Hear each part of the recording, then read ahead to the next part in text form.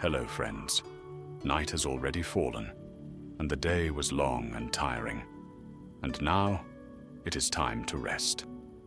As always, I will tell you a kind legend that once took place in our beloved Middle-earth. So, settle in comfortably, gently close your eyes, and let our journey begin.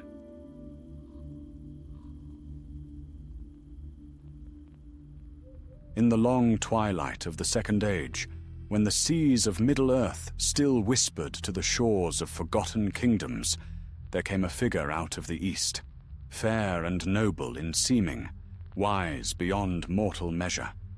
He named himself Annatar, the Lord of Gifts.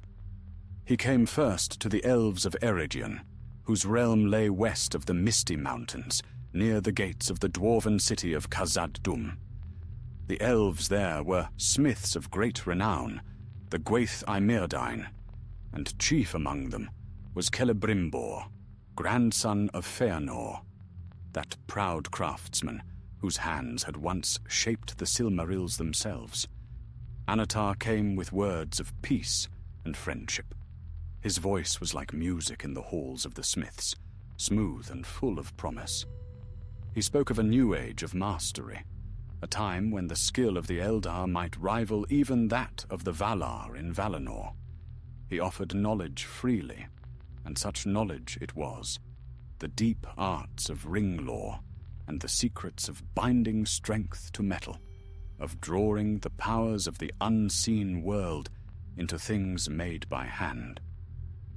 Celebrimbor listened, thoughtful but intrigued. He saw in Annatar's teachings the possibility of great good, the healing of lands marred by Morgoth's wars, the preservation of all things fair from the decay of time. Yet, though many among his people welcomed the stranger with open hearts, not all were so swift to trust him. Some among the wise spoke against Annatar's coming. In distant Lindon, the High King Gil-galad sent word to Eregion, warning Celebrimbor to be wary of this self-styled lord, who came unbidden and unasked. Elrond Half-Elven, ever watchful, distrusted Annatar's fair form and silken speech. "A shadow walks beneath that brightness," he said. But Celebrimbor, proud and eager to surpass the deeds of his forebears, did not heed them fully. Years passed, and under Annatar's guidance, the forges of Eregion blazed brighter than ever before. Silver and gold flowed like rivers beneath the hammers of the Myrdain. Jewels of rare beauty filled their halls, and new crafts unknown even in Valinor were wrought. The elves loved Annatar, for he seemed tireless in his desire to aid them, never claiming glory or power for himself. But behind his smiles and kind counsel, Sauron, for that was his true name, played a deeper game. His heart, blackened by long service under Morgoth, sought dominion over all living things. He spoke of order, of harmony, of a world perfected. But in his secret thought, he dreamed only of power. And so began his game of anticipation, a web of trust and deceit spun with patient hands. When he walked among the elves, Sauron studied their hearts. He saw how they longed to preserve what they loved, their gardens, their songs, their memory of the light of the two trees. He whispered to them of how time could be defied, how fading might be slowed.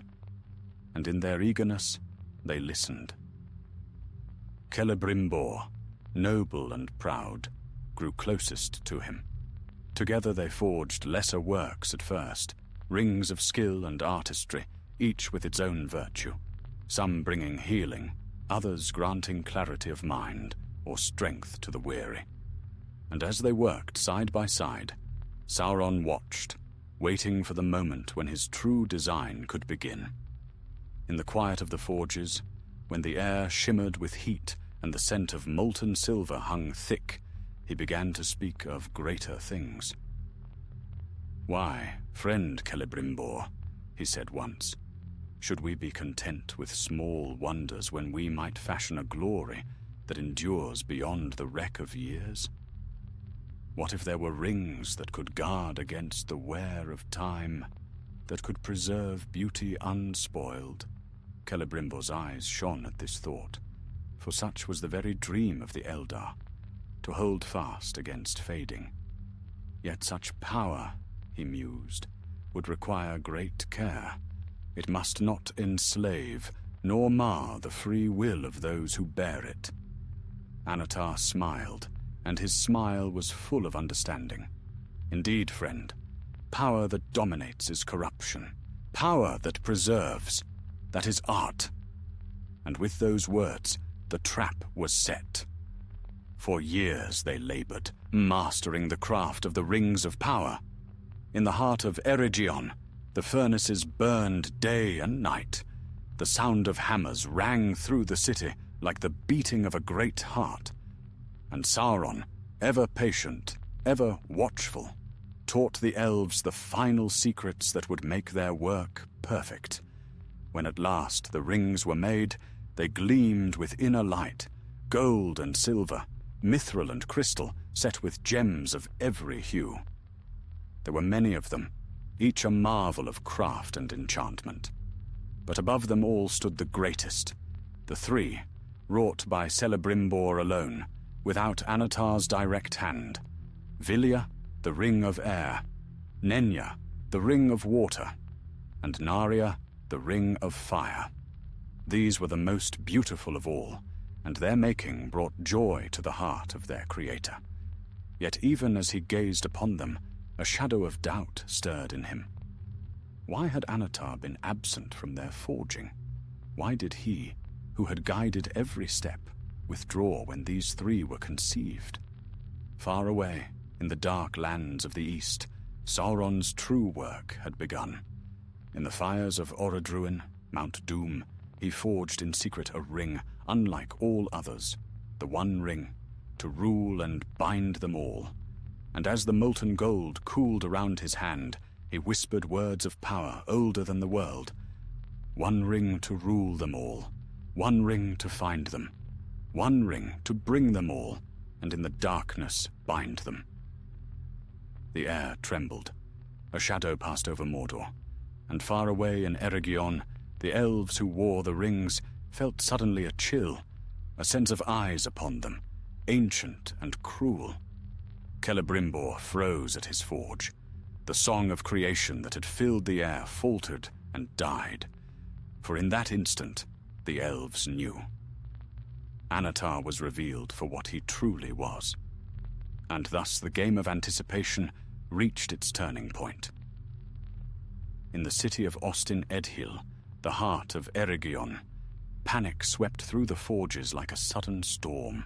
The air, once warm with the song of hammers, turned cold as if a breath of shadow had passed through every hall. The smiths stood frozen at their anvils, staring at the rings that only moments before had gleamed with pure light. Now that light seemed dimmed, as though veiled by unseen darkness. Celebrimbor staggered, clutching the edge of his workbench. The realization struck him like a blade to the heart. The fair words of Annatar, his wisdom, his patience, his counsel, all had been lies. He saw it now in cruel clarity. The stranger who had smiled upon their labors was none other than Sauron, the fallen Maiar, servant of Morgoth. The Myrdain gathered in haste. In the great hall of the smiths, the air trembled with fear and anger. "He has betrayed us!" cried one. "He sought to ensnare us through our own craft," shouted another. Celebrimbor stood silent amid the tumult. His face, pale and grim, was lit by the cold gleam of the three rings that he alone had wrought apart from Sauron's hand. He could feel their power still, bright, unmarred, untainted by the shadow of the One. Yet they were bound to the same design, and their doom was tied to the ring Sauron now bore. He lifted his gaze, eyes burning with resolve. "We have been deceived," he said, and his voice silenced the hall. "But the works of our hearts are not yet lost. These three are pure. Their making was my own. They shall not be surrendered." Even as he spoke, word came from the east. A terrible host had risen in Mordor, black banners spreading like wings across the land. Sauron had thrown aside all guile. His armies marched, and his wrath was terrible to behold. He came not merely for vengeance, but to reclaim what he believed his, the rings that had slipped from his grasp. Erigion's watchmen saw it first, the smoke on the horizon, the red flicker of torches moving like rivers of fire through the night. Then came the sound of drums, deep, relentless, echoing through the hills. Celebrimbor called his people to arms. Messengers were sent to Lindon, pleading for aid from Gil-galad and Elrond. The elves of Eregion fortified their city, though they were smiths, not warriors. The dwarves of Khazad-dûm closed their gates, but sent word that, should the battle reach their walls, they would not forsake their allies. Night fell heavy upon Eregion. The stars were hidden behind clouds of smoke. Celebrimbor stood upon the high walls, looking eastward toward the glow of distant fires. His heart was torn, guilt for his folly, grief for his people, and the grim knowledge that Sauron's coming couldn't be stayed. When the armies of Mordor came at last, they came like a black tide. Orcs without number, wild men from the east, trolls armored in crude iron. All marched under the sigil of the lidless eye. At their head rode Sauron in armor of black steel, crowned with fire. His voice carried across the plain, cold and dreadful. "Surrender the rings, Celebrimbor of the House of Feanor," he called, and his laughter rolled like thunder. "You forged them by my design. They are mine by right. Yield them, and your people may yet be spared." Celebrimbor answered from the walls, his voice ringing clear as steel. "Never! They are not yours, Dark Lord. They were made in the hope of preserving beauty and peace, things you neither know nor value." Sauron's laughter faded, and silence fell. Then, with a gesture of his hand, the assault began. The battle for Eregion was fierce and terrible. The elves fought bravely, but they were outnumbered tenfold. The air was filled with the clang of steel, the roar of fire, and the cries of the dying. The city that had been a place of song and craft became a field of ruin. Celebrimbor fought at the gates, wielding a sword of shining silver, its edge kindled with the fire of his wrath. Beside him stood Narvi, a dwarf smith and friend from Khazad-dûm, who had come despite the peril. Together they held the eastern gate until the walls fell. Within the city, the rings of power were gathered in haste. Celebrimbor sent messengers to flee by secret paths. "Take these to the west," he said, pressing the three into the hands of trusted heralds. "Let them be hidden, one to Gil-galad, one to Galadriel, and the third to Círdan by the sea. Let them never fall into Sauron's grasp, whatever the cost." The messengers obeyed, vanishing into the shadow of the mountains as the city burned behind them. When the dawn came, Ostin Edil was broken. The streets ran red, and the towers lay in ruin.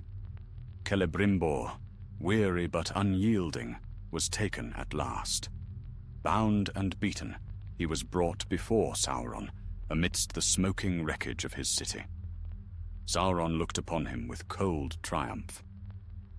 "You were a worthy pupil, Celebrimbor," he said, "but you forgot your place.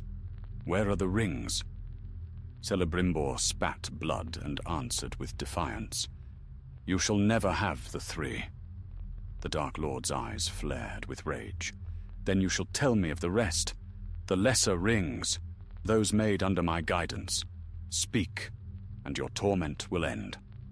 But Celebrimbor, though racked by pain, revealed little. Only after long torment did he yield the hiding places of the lesser rings. those meant for mortal kings and warriors, those which in ages yet to come would bring ruin to their bearers. But of the three, he spoke no word. At last, Sauron's patience ended. In fury, he slew Celebrimbor, and his body was hung upon a pole before the gates of Eregion as a banner of dread. Yet even in death, the Elf Lord's defiance endured. The three rings were safe, carried far beyond Sauron's reach, and though the land of Eregion fell, a spark of hope still lived in the hearts of the free peoples. When Elrond's host came from the north, too late to save the city, they found only ruin. But from that ruin, they gathered the survivors and led them eastward, into the hidden valley that would one day be called Imladris, Rivendell. There they kindled anew the light that Sauron could not extinguish. Far away in Mordor, the Dark Lord stood upon his black tower, the One Ring gleaming upon his hand. His laughter shook the mountains. He had won the battle. Yet even as he gazed into the flames, a shadow of unease touched his thought. For though his power grew, he could not sense the three.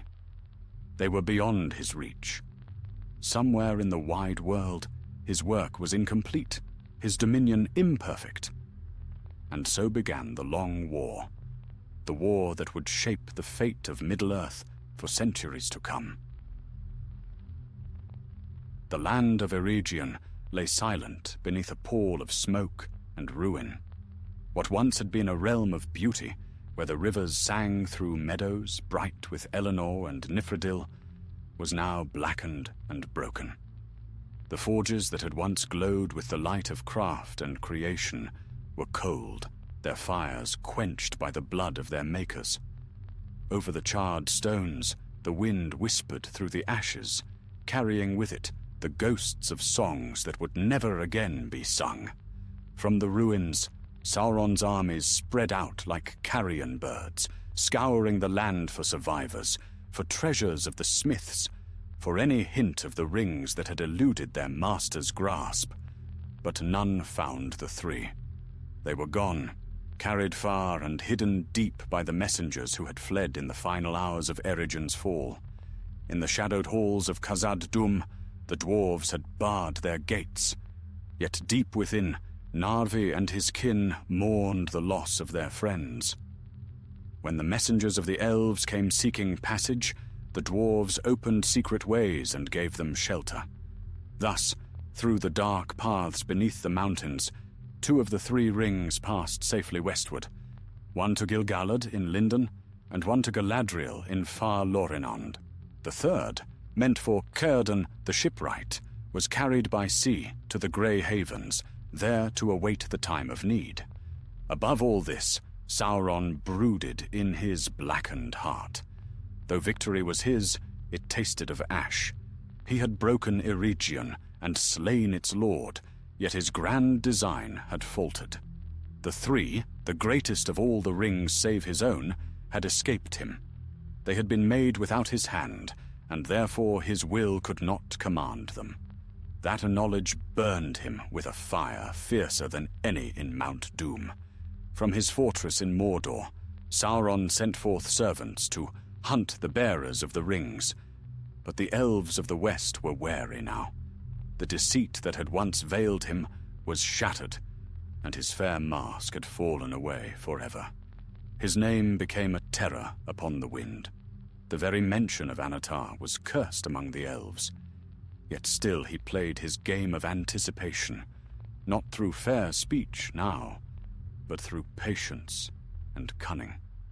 He knew that time itself would serve him, that the frailty of men and the fading of the elves would in the end turn all things to his favor. In Lindon, Gil-galad held counsel with Elrond, who had led the survivors of Eregion to safety. Together they spoke of what must come next. "The rings are hidden," said Elrond, "yet their power is tied to the One. While it endures, no craft nor courage can free them utterly from Sauron's shadow." Gil-galad's face was grave. "Then we must stand guard through the long years. Let the bearers keep their rings secret, and let no word of them pass beyond the wise. For though Sauron's might has grown, still there is hope if the three remain uncorrupted. And so, in secret, the three rings passed into the keeping of the greatest among the Eldar. Gil-galad bore Vilya, the ring of air, its blue stone shining with the light of clear heavens. Galadriel received Nenya, the ring of water, wrought of mithril and set with adamant. And Círdan, the ancient shipwright, took Narya, the ring of fire, whose heart was a ruby that glowed with hidden flame. Each bore their ring in silence, revealing it to none save those they most trusted. And in time, when Gil-galad saw that his end approached, he would pass Vilya to Elrond, and Círdan would give Narya to the grey pilgrim who came over the sea. But that tale belongs to later ages. For now, the shadow of Sauron lengthened. With the rings of power as his tools, he turned his gaze upon men. Many among them, greedy for dominion or knowledge, came to his service. He bestowed upon them the lesser rings that Celebrimbor had forged under his tutelage. 9 in number he gave to mortal kings, proud and strong, who thought to wield them in glory. At first, they brought wealth and power. Their realms grew great, their subjects feared them, and they became mighty in battle. But the gifts of Sauron bore a secret venom. Slowly, over years uncounted, the 9 fell under the shadow of the One. Their bodies withered, but their wills endured, bound forever to the Dark Lord. Thus were born the Ringwraiths, the Nazgûl, the most dreaded of his servants. 7 rings. Sauron gave also to the dwarves, yet their hearts were too strong to bow to his will. The 7 brought them greed and wrath, kindling an unquenchable fire for gold and gems. Though they did not become wraiths, their hoarded wealth sowed strife among their kind, and dragons in later ages would be drawn by that very lust. So Sauron's influence spread, not only by force, but by the subtle corruption of the rings themselves. Kingdoms of men fell beneath his sway, and the dark towers of Mordor grew taller. The plain of Gorgoroth became a wasteland of fire and ash, and at its heart rose Barad-dûr, the Dark Tower, wrought of iron and sorcery, its foundations strengthened by the power of the One Ring. Yet not all bowed before him. In the west, the elves still held their havens, and far beyond the sea, the proud realm of Númenor rose to greatness. Sauron watched them with hatred and fear, for he knew the blood of the Edain who had fought beside the elves in the First Age still ran strong in their veins. But even there, his game of anticipation continued. He would wait, and time would serve him, for the hearts of men were ever more easily swayed than those of the firstborn. He would bide his time until pride and ambition opened the door for him once again. In Imladris, Elrond stood beneath the starlight, gazing eastward. The sound of the Bruinen flowed softly beside him. Behind him, the new refuge of the elves took shape, hidden, peaceful, a place of healing amid the growing darkness. Yet his heart was troubled, for he knew the shadow was only beginning.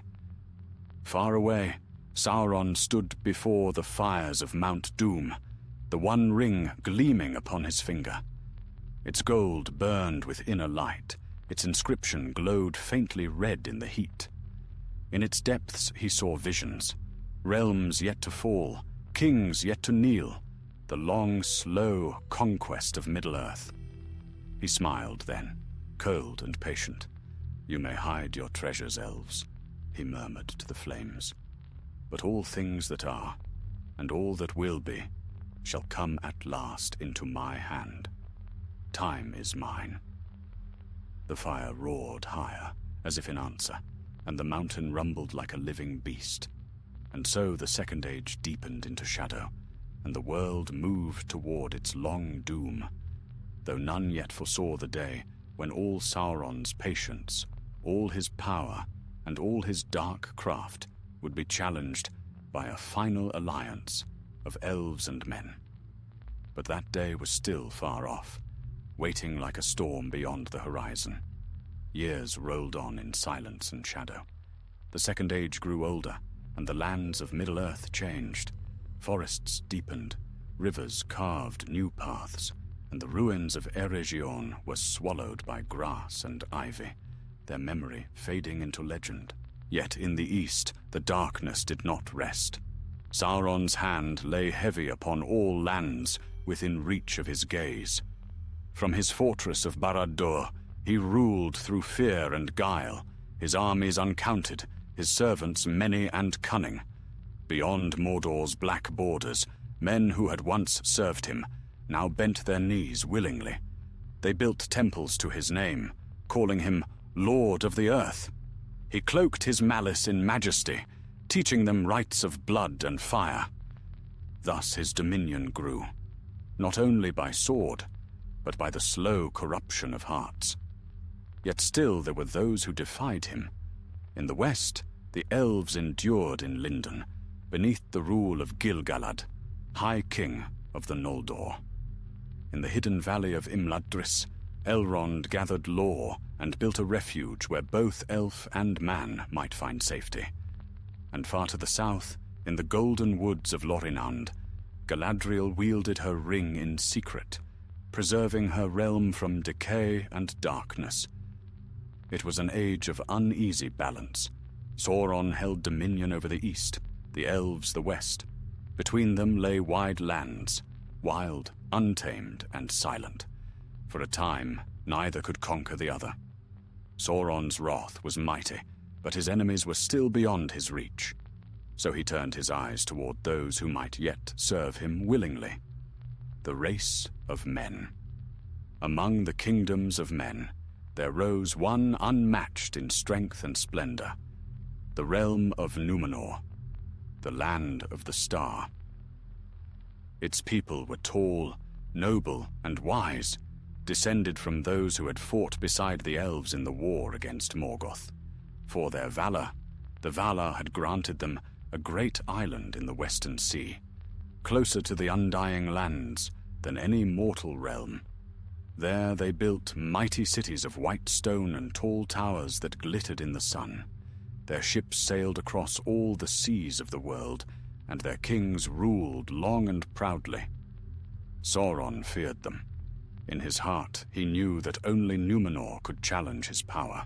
The elves might resist him, but the might of men could destroy him if they united under one banner. And so, as was ever his way, he began to weave a new web, not of open war, but of cunning words and hidden snares. He sent spies and emissaries into the lands of men, whispering lies that would take root in their pride. "Why should the Valar hold death as your doom?" they said. "Are you not mighty in wisdom and strength? The elves do not die. Why should you fade?" And among the hearts of men, that seed found fertile ground. Yet still, the Númenóreans were strong, and their kings faithful. Under Tar-Minastir, they sent great fleets to Middle-earth to aid Gil-galad in the wars against Sauron. At last, after long struggle, the Dark Lord's power was broken for a time. His armies were scattered, his strongholds thrown down, and he fled into the east in secret. Long years passed. The world seemed quiet once more. In Númenor, peace and wealth grew, and with them, pride. The memory of their alliance with the elves faded, and they began to envy the immortality of the firstborn. The gifts of the Valar seemed no longer a blessing, but a burden. Then came the reign of Ar-Pharazôn the Golden, the mightiest of their kings. His fleets covered the sea, his throne blazed with gold, and no realm of men could stand against him. In his heart was pride unmeasured, and he hungered for conquest beyond mortal bounds. When tidings came that Sauron had risen again in Middle-earth and claimed the title King of Men, Pharazôn was wroth. "No mortal shall bear that name while I live," he declared before his council. "If this Sauron calls himself Lord, then I shall humble him before all." And so, in defiance and arrogance, Pharazôn gathered the might of Númenor. A fleet greater than any before, it set sail eastward, a fleet so vast that the very sea groaned beneath its weight. Its sails were black and gold, and its prows were crowned with the image of the sun. The world had never seen its like. When Sauron beheld this armada, he laughed, but not long, for even his pride faltered before such power. The hosts of Númenor came ashore upon the coasts of Middle-earth, and their strength was as that of the Valar themselves. No army of Mordor could stand against them. The earth shook, and Sauron's servants fled in terror. Seeing that no force of arms could avail him, Sauron put on once more the mask of humility. Clad in fair form, he came forth and bowed before the king of Númenor. "I am your servant," he said smoothly, his voice sweet as honey and sharp as a dagger. "Take me to your land, mighty one, that I may learn wisdom at your feet." Pharazôn, pleased by such submission, ordered that Sauron be brought to Númenor as a captive. Yet none knew that in so doing, the king had delivered his greatest enemy into the very heart of his own realm. For Sauron desired this above all things. He was master of corruption, and he foresaw that with patience he could twist the hearts of men from within. Chains could not hold him. His will was a weapon more deadly than any sword. Within a few short years, the so-called prisoner became the king's most trusted counselor. His voice guided the court, his words shaped the laws, and soon the hearts of many turned toward him in secret worship. Under his counsel, the Númenorians built great temples to the dark, where blood was spilled in Sauron's name. And as he whispered in the ear of Pharazôn, Sauron's true victory began. "The Valar have deceived you," he said. "They keep immortality for themselves, while you, the mightiest of all races, must die and wither. But I can show you the way. There lies beyond the sea a land where none die, a realm of endless life. Take it by force, and the world shall be yours." Thus the seed of rebellion was sown. The king of Númenor, greatest of all mortal men, turned his gaze westward in envy of the undying lands. His heart burned with desire to conquer even the deathless realm of the Valar, and Sauron smiled in the shadows of the temple, watching the fire grow. For his game was one of long design, and soon the mightiest kingdom of men would be brought to ruin not by war, but by its own pride. The years that followed were years of slow and silent corruption. In the courts and temples of Númenor, the voice of Sauron wound its way like smoke, sweet at first and unseen, then dark and suffocating. He spoke softly to those of proud heart, feeding their secret longing for mastery and life unending. His words fell like seeds upon fertile soil, and from them grew a forest of lies. At first, few believed him openly. The faithful, as they were called, held to the friendship of the elves and the teachings of the Valar. They built no temples, nor did they speak Sauron's name aloud. But their numbers dwindled, for fear shadowed their hearts. The king's favor had turned elsewhere. For Pharazôn the Golden, though once mighty and just, had become restless in spirit. The whispers of Sauron had kindled in him a hunger beyond all reason, a desire not merely to rule, but to conquer even death itself. He would pace the high halls of Armenelos, the golden capital, his eyes fixed westward toward the forbidden horizon. There, beyond the mortal seas, lay Aman, the undying lands. Sauron, ever patient, fanned that fire. He spoke to the king of the days before days, when the Valar had come into the world and shaped it from chaos. Why should they alone dwell in bliss, he said. Are not men the heirs of the world? The elves fade and depart, their time is ended. But you, O king, are strong. You could take what they withhold. And in secret, the king began to listen. Soon, Sauron's influence reached every corner of the island. The Temple of Melkor rose in the midst of Armenelos, vast, black, and crowned with fire. Smoke from its unending sacrifices darkened the sky, and the scent of burning filled the air. The people bowed before the image of their old enemy, believing Sauron's lie that Melkor was the true giver of power and life. Those who resisted were hunted. The faithful fled to the western havens, where they kept the old traditions in secrecy. Among them were Amandil, lord of Andunia, and his son Elendil, tall and noble, who yet remained loyal to the Valar. They watched the rise of darkness with grief and fear, knowing that their beloved land was turning against itself. Yet Sauron's triumph was not without peril, for the faithful were not idle. From the westward coasts they sent ships to Middle-earth, bearing knowledge and friendship to the elves. Thus were planted the first seeds of resistance that would one day become the realms in exile. But for now, Sauron's hand held Númenor fast. His servants filled the courts, his priests ruled the temples, and his words were law.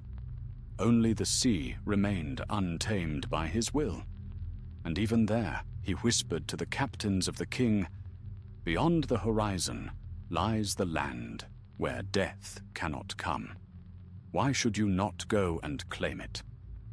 Ar-Pharazôn listened more each year. He grew afraid of old age, though his life was already long beyond mortal measure. His golden hair turned to silver, and the shadow of death haunted him like a rival he could not defeat. In his pride, he said, "If the Valar would deny us the gift of life unending, then we shall take it by force." Sauron bowed low, hiding his triumph. "So speaks the greatest of kings," he said. "The time has come for the world to kneel before you." And thus began the last and greatest folly of Númenor. The king commanded the forges to blaze night and day. From every harbor came the sound of hammer and anvil, as the Númenorians built the mightiest fleet that had ever sailed. The forests of the island were felled to feed the fires, and the sea was filled with the scent of pitch and smoke. Countless ships took shape, black-hulled, gold-prowed, armed with engines of war. The people trembled as they watched this work, for many felt in their hearts that it was evil. Even those who served Sauron feared what their king intended, for never before had any mortal dared to set foot upon the shores of Aemon. Amandil, wise and old, saw the doom that was coming. In secret, he gathered Elendil and his sons, Isildur and Anarion, and spoke to them beneath the stars.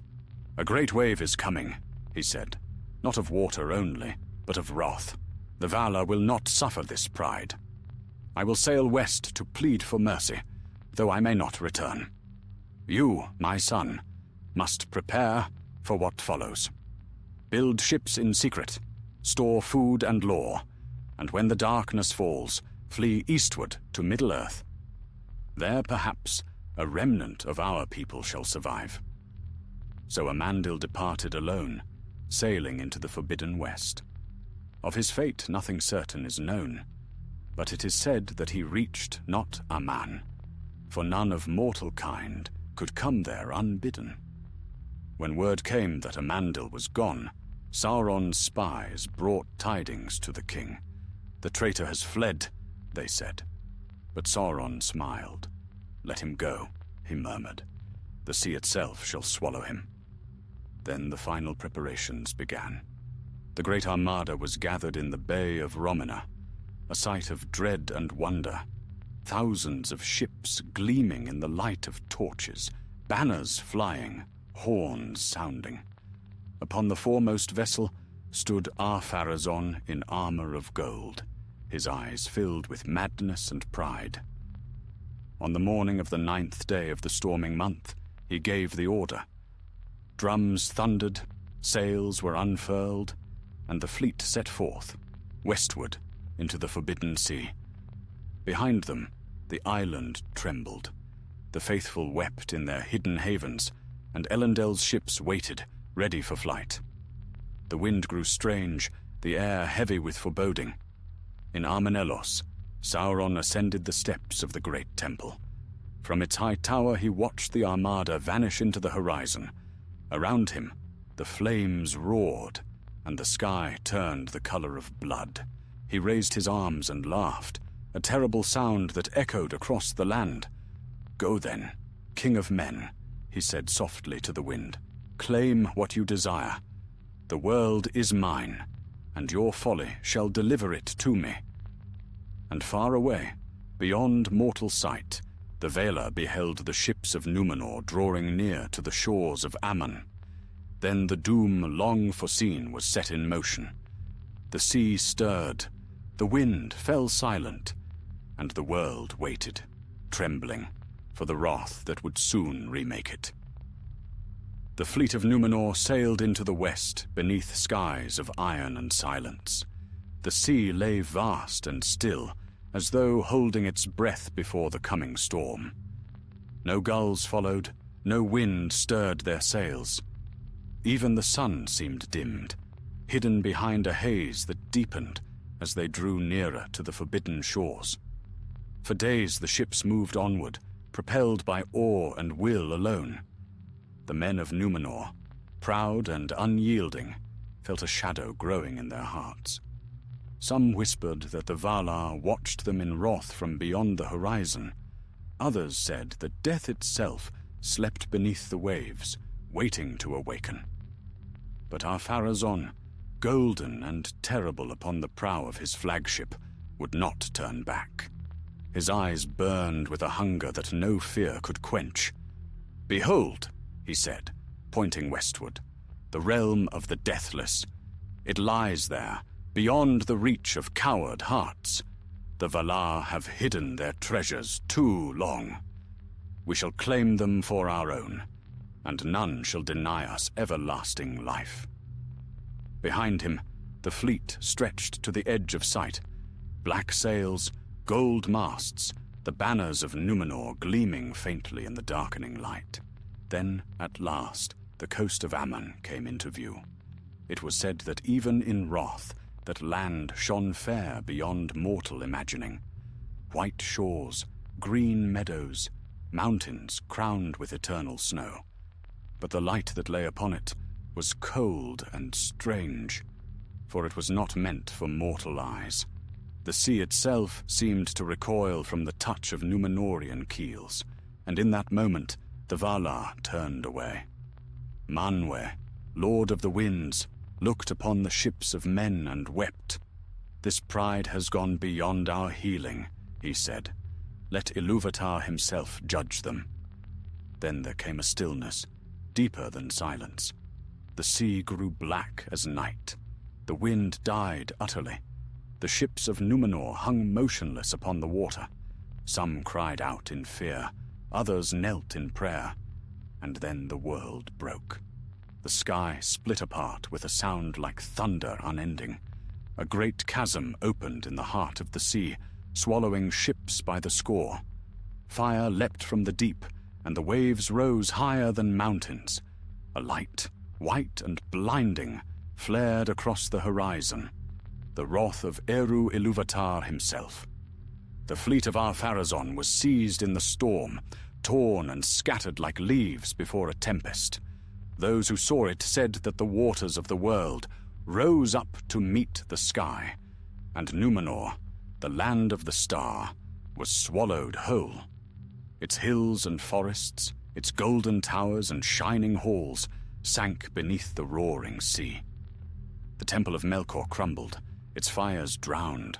The cries of the doomed echoed across the deeps, fading into silence. In that hour, Ar-Pharazôn and his proud warriors reached the shores of Aman. They set foot upon the forbidden land, but before their swords could be drawn, the earth beneath them opened. The ground swallowed them, and they were buried within the caves of the Forgotten, where they lie still, neither living nor dead, awaiting the last battle. The shape of the world was changed. The seas were bent, and the straight road to the west was taken from the circles of the world. Aman was hidden from mortal eyes, set apart forever beyond reach. Only the elves might still find the straight way, guided by the grace of the Valar. And Sauron, who had watched all from his dark temple, was caught in the ruin of his own making. The seas rose about Númenor, and the island sank beneath the waves. The Black Tower crumbled, and his body, bound in flesh, was destroyed. Yet his spirit did not perish. It fled in shadow and flame, borne upon the storm back to Middle-earth.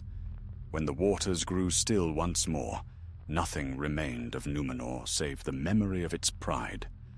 The sea lay vast and empty, where once had stood the mightiest kingdom of men. But in the east, across the waves, a handful of ships endured, the ships of the faithful, guided by Elendil and his sons. Through tempest and darkness, they were driven, their sails torn, their masts splintered. Yet a strange wind bore them onward, as if unseen hands steered their course. At last they came to the shores of Middle-earth, cast upon the sands of a new dawn. Elendil stood upon the shore, weary and grief-stricken, yet unbroken. Behind him, the sea roared, as if mourning the land it had swallowed. Before him lay the wide lands of the west, untouched and waiting. He knelt, pressing his hand into the wet earth. "Eru be my witness," he said softly. "Though the west is lost, we shall build anew.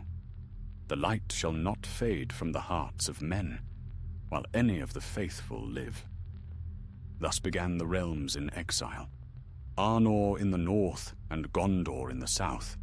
In these new lands, the survivors of Númenor built cities and towers, remembering always the doom that pride had brought upon their fathers.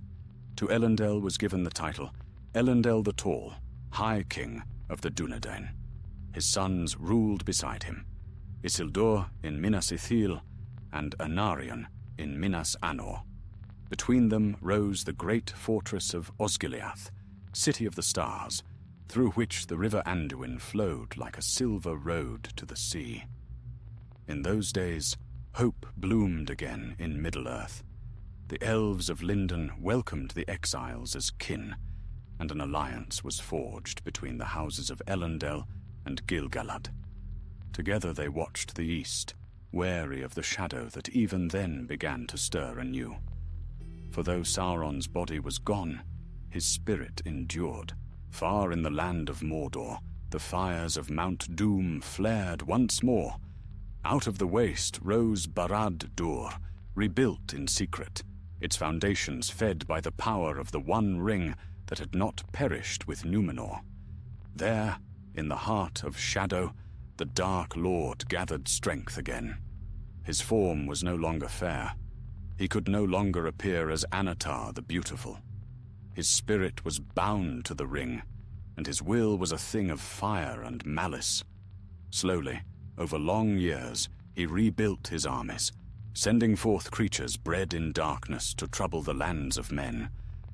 The peace of the new kingdoms did not last long. Rumors of war came from the east, and the name of Sauron was whispered once more. Elendil and Gil-galad sent messengers far and wide, for they knew that only united could they hope to withstand the storm that was rising. And so, the world entered the final chapter of the Second Age, an age born of ruin, forged in exile, and destined for war. The sea that had devoured Númenor lay calm once more, but beneath its depths slept the ghosts of kings. The wind that swept across the shores of Middle-earth carried faint echoes of their pride, and the warning of what was yet to come. For though kingdoms may fall and ages may pass, the will of Sauron endures. His game was not ended, only renewed. And in the gathering shadows, his eyes turned once more toward the west. The winds of the world shifted once more.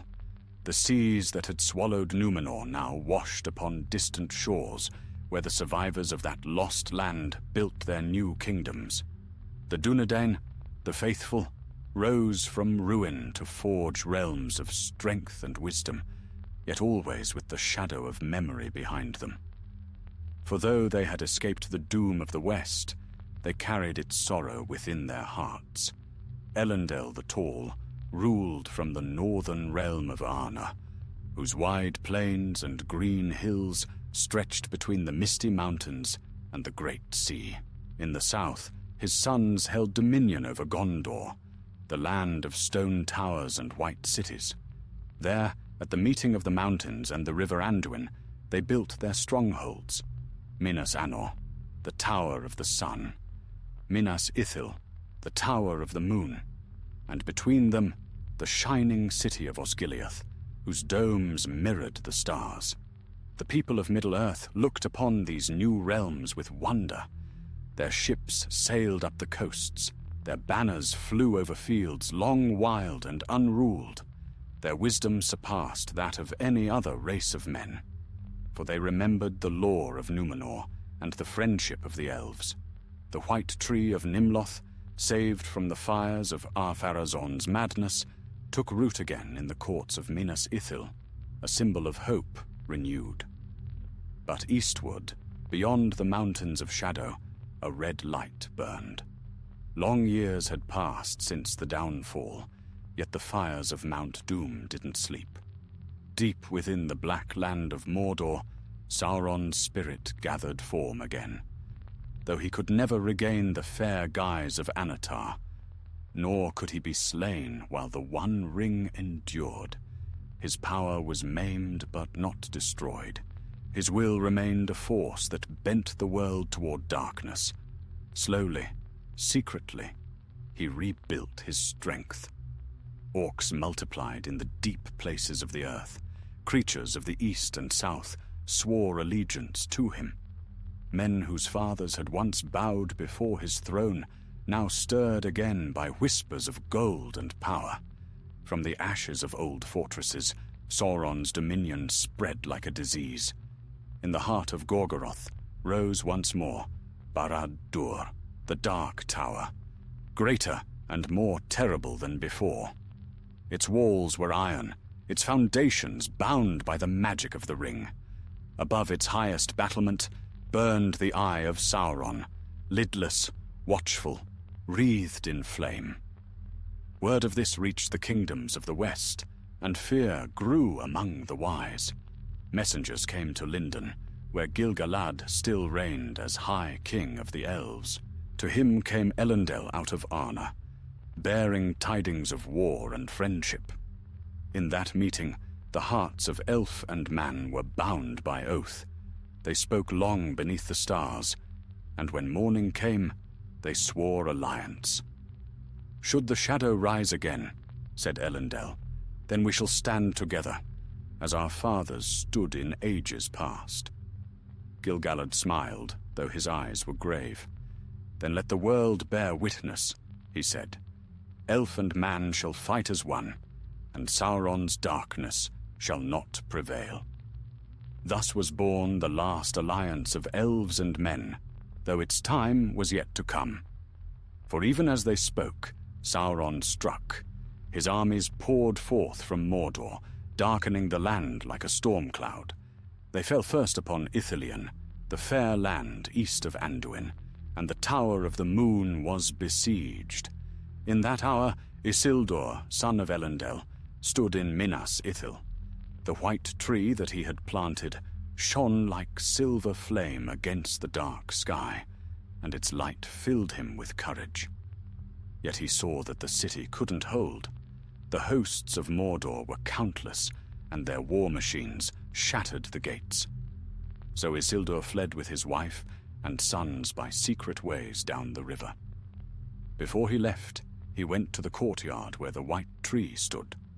With tears in his eyes, he broke a fruit from its branch and wrapped it in cloth. "This seed shall yet live," he swore, "though all else be lost." Then, as the flames consumed the city behind him, he escaped westward to Osgiliath. When Elendil heard of his son's flight, he sent word to Gil-galad, "The shadow moves. Let our oath be fulfilled." The elven king answered swiftly. From Linden and Eregion's ruins, from Lorien and Greenwood, his people marched forth. In gleaming mail and with bright banners they came, their weapons shining like stars. From Arnor rode Elendil's host, tall men of Númenórean blood, their shields white with the emblem of the 7 stars and the white tree. At the meeting of the rivers they gathered, forming the mightiest host the world had seen since the War of Wrath in the elder days. Then they marched east, through shadowed valleys, across the plains of Gorgoroth, until they stood before the Black Gate of Mordor. There the armies of Sauron awaited them, black and terrible. Orcs filled the hills, trolls roared beneath banners of flame, and men of the east beat their drums in answer. The battle that followed was the beginning of the War of the Last Alliance. It raged for 7 long years, filling the land with fire and death. Many were the deeds of valor done in that time, deeds sung in later ages by bards and kings. At last, the hosts of the West laid siege to Barad-dûr itself. For 7 years they held the plain of Gorgoroth, cutting off every escape.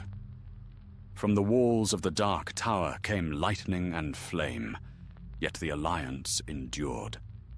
In the final year, Sauron came forth in person, wielding a great mace of black iron. None could stand before him. He struck down Gil-galad, whose body was burned by the heat of Sauron's hand, and Elendil, whose sword was shattered beneath the weight of his blow. But as Elendil fell, his sword broke beneath him, and Isildur, standing over his father's body, took up the hilt shard. With it, he struck the ring from Sauron's hand. The Dark Lord's cry shook the mountains. His form was undone, and his spirit fled, leaving only silence behind. The armies of Mordor fled in terror, their master gone. Isildur stood upon the ruin of the battlefield, the golden ring gleaming in his palm. His eyes were filled with awe and sorrow. "This I will keep," he said, "as were gild for my father and my brother." Elrond and Círdan urged him to cast it into the fire of Orodruin, where it had been forged. But Isildur, weary and proud, refused. "It is mine," he said, "the ransom of our victory." So he took the ring, and the seeds of both hope and doom were sown anew. The Second Age ended in fire and ruin, and the Third began beneath the shadow of that choice. The One Ring, though severed from its master, was not destroyed, and in it Sauron's malice endured, waiting for the long years to turn, and for the game to begin once more. The fires of Mordor smouldered still, though the shadow of Sauron was driven from his tower. The fields of Gorgoroth lay silent beneath a red dawn, littered with the bones of elves and men, and the black smoke that rose from Orodruin's fires carried the scent of both victory and ruin. The last alliance had prevailed, but its triumph was bought with the blood of kings. Upon the broken plain, Isildur, son of Elendil, stood amid the wreckage of war. The wind whispered over the ashes, tugging at his cloak, and before him the body of his father lay still, his great sword shattered beside him. In Isildur's hand glimmered the hilt shard of that blade, and on its edge was a single drop of fire, the red reflection of a small, golden ring that lay upon the ground. He bent and lifted it, and for a moment the world seemed to fall away. The ring was cold to the touch, yet it throbbed faintly, as though alive. A strange weight filled his hand, and he felt a voice, silent, deep as the earth, whisper to him of power beyond reckoning. "This I will keep," he said softly, "as weregild for my father, and for my brother Anarion, whose blood was spilled before the walls of Barad-dûr." Elrond half-elven, and Círdan the shipwright stood nearby, their faces pale with grief and weariness. "Isildur," said Elrond, his voice grave, "this thing was made by Sauron himself. It is evil. Cast it into the fire, where it was forged. There alone can it be unmade." Isildur looked toward the mountain, where the fires of Orodruin leapt and roared. For a moment, he seemed to waver. The ring lay upon his palm, gleaming faintly in the red light, whispering still. Then his hand closed around it. "No," he said at last. "The war is ended.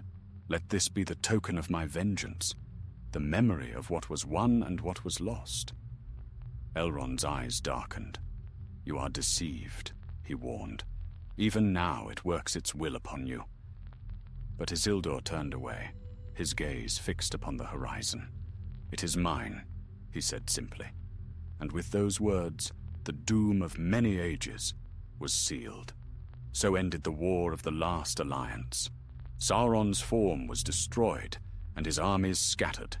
The Dark Tower was cast down, though its foundations remained, for they were bound to the power of the One Ring.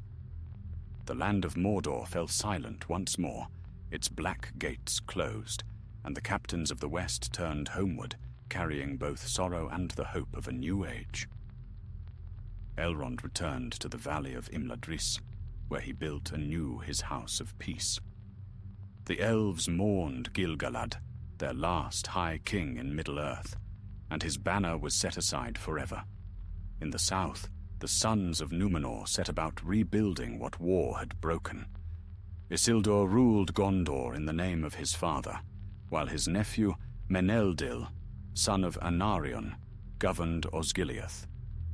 Together they repaired the walls, tended the fields, and planted again the white tree's sapling that Isildur had saved from the fire of Minas Ithil. Yet even in victory, the seeds of sorrow took root, for the power that had destroyed Sauron was not wholly gone. It lingered, bound to the golden ring that Isildur carried. He bore it upon a chain about his neck, hidden from all eyes, and though it was small and fair, its whisper grew stronger with each passing day. He wrote of it in his scrolls. "It is precious to me, though I do not know why. It burns when I think to part with it, yet it brings me strange comfort when I hold it. I shall keep it as a treasure of my house." After a year, Isildur journeyed north to his kingdom in Arnor, leaving Gondor in the care of Meneldyl. His company was small, 200 knights of his household and 3 of his sons. They followed the river Anduin through green lands and shadowed woods, the mists of autumn gathering about them. But fate was watching. One night, as the moon rose pale above the mountains, they were ambushed near the Gladden fields by a host of orcs, remnants of Sauron's scattered legions, driven by hate and hunger. The Dunedain fought bravely, forming circles of steel amid the reeds, but they were outnumbered. Arrows rained from the hills, and men fell one by one into the marshy ground.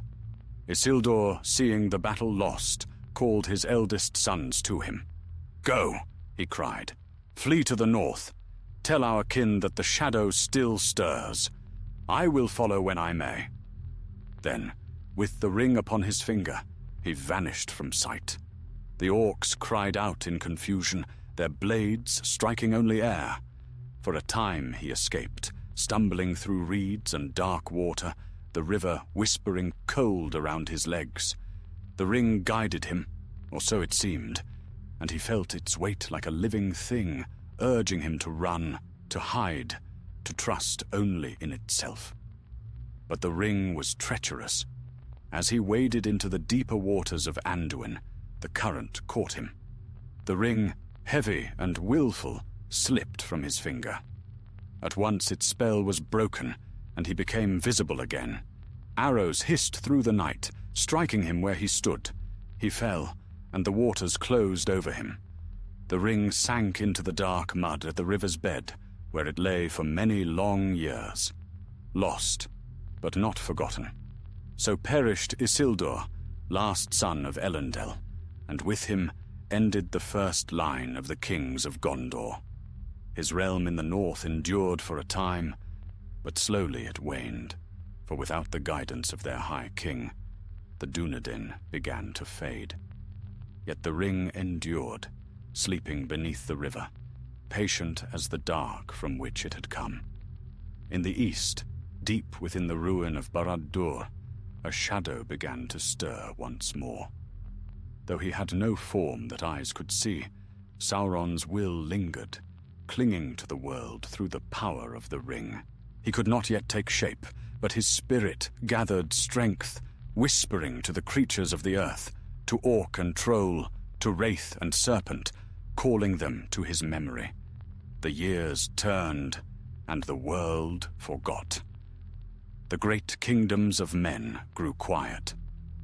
Gondor stood watch upon the borders of Mordor, its towers gleaming white in the sun. Arnor in the north faded into legend, its cities falling to ruin, its kings wandering unseen. The elves withdrew into their hidden realms, guarding their rings and their fading power. And far beneath the waters of Anduin, the One Ring slept, waiting. For though ages may pass and empires crumble, the hand of Sauron does not rest.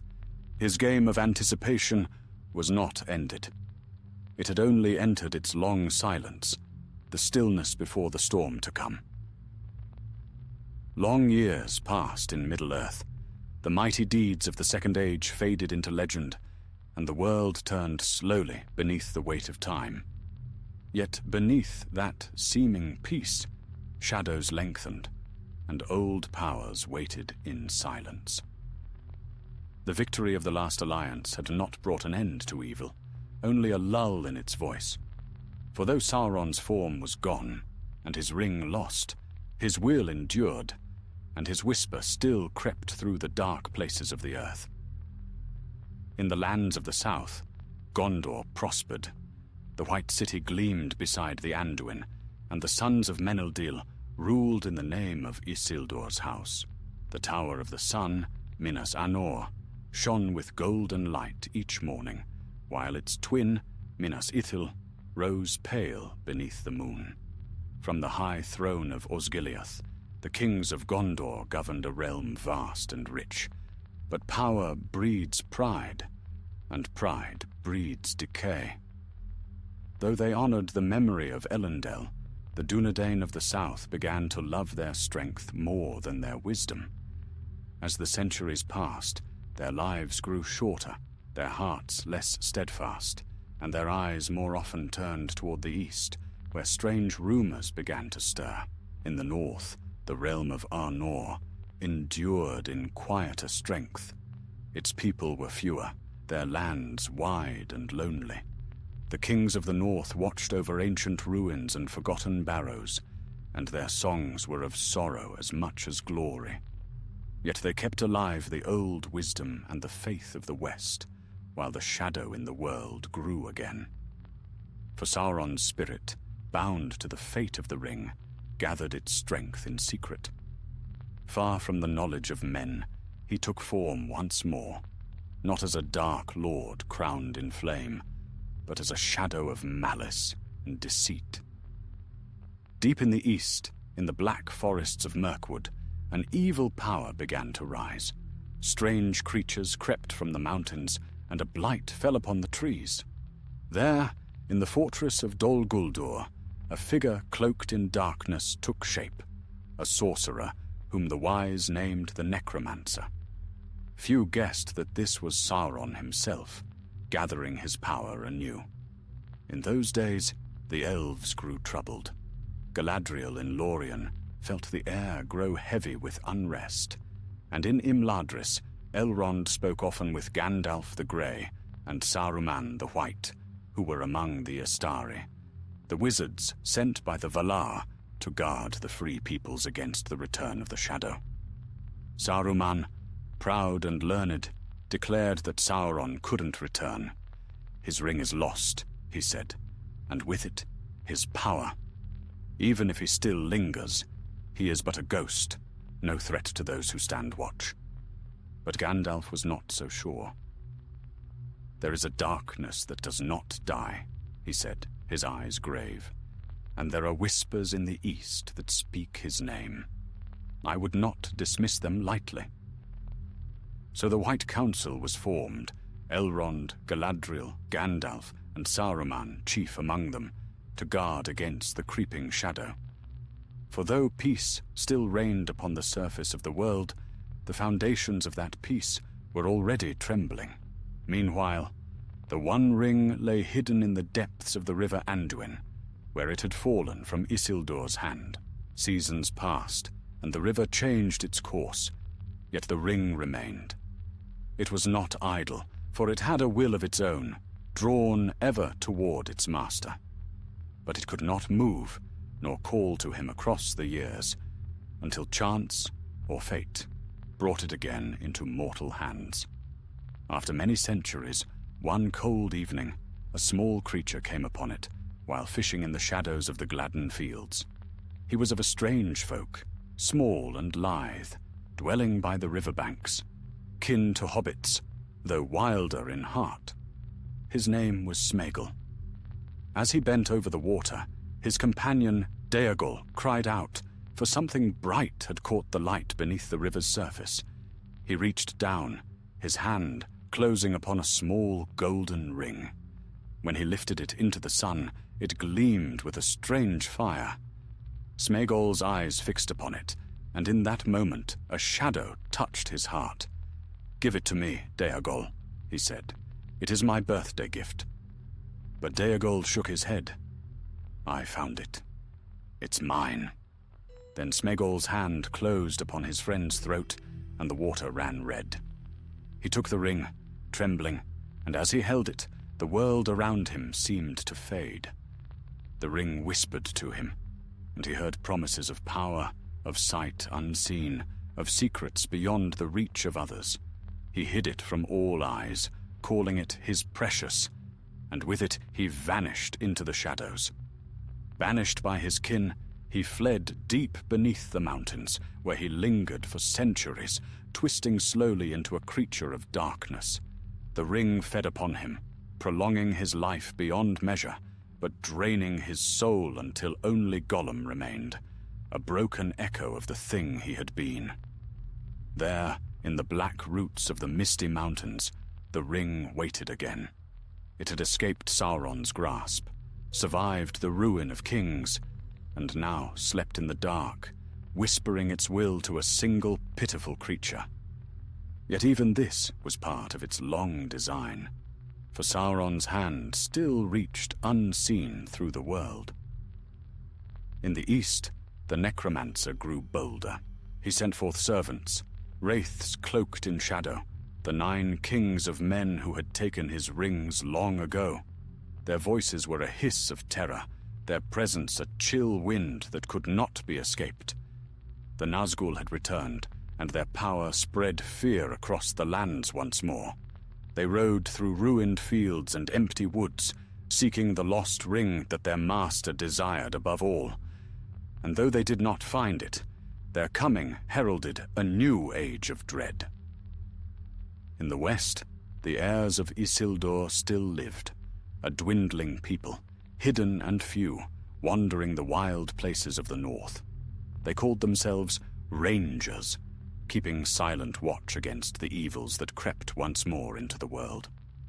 Among them, the memory of their fathers remained unbroken, though the world had forgotten their name. And so, as the Third Age deepened, the pieces of Sauron's great game were once more moving into place. The ring had chosen its bearer, The shadows had gathered their servants. Only the wise guessed what was coming, and even they didn't see how near the storm lay. For in the dark halls of Dol Guldur, Sauron's voice whispered again, "The world forgets, but I do not. The ring will return to me, and all shall fall beneath my hand." In the long centuries that followed, the lands of Middle-earth lay beneath a veil of uneasy quiet.